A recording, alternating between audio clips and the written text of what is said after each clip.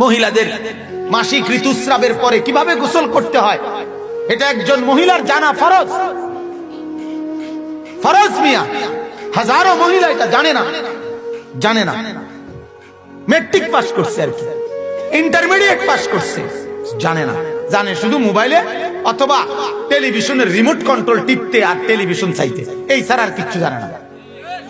জানে কিভাবে পাউডার ক্ষয় করব আর ফেয়ার এন্ড লাভলি ক্ষয় করব, জানে শুধু এইটা।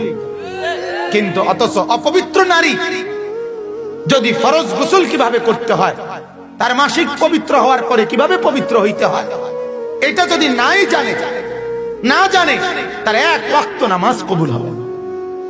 তাহলে বিষয়টা তো আপনার কাছে মনে হইতে পারে হুজুর ইডিও বুঝি কথা। হ্যাঁ, এগুলো জানানো দরকার।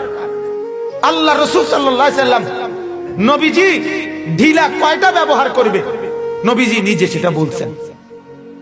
বাথরুমে বৈশা ডান পায়ের উপরে ভর বেশি দিবে না বাম পায়ের উপরে একটু ভর বেশি দিতে হবে, এটা আল্লাহর নবী বলে দিছে। ঢিলা টয়লেট পেপার সামনের দিক থেকে পিছনে নিবে না পিছন দিক থেকে সামনে আনবে, এটা আল্লাহ রাসূলের হাদিস থেকে নবী বলে দিছে, উম্মতকে শিখায় দিছে। আজ উম্মত এই পরিমাণ গাফেল। একজন পুরুষ প্রস্রাব করে সাথে সাথে পানি নিয়ে নিলে, সাথে উঠতে গেলে, তাইলে তার পবিত্রতা হয় না, তাকে অপেক্ষা করতেই হয়। কিন্তু এটা জানে না, কথা বলেন, এটা জানে?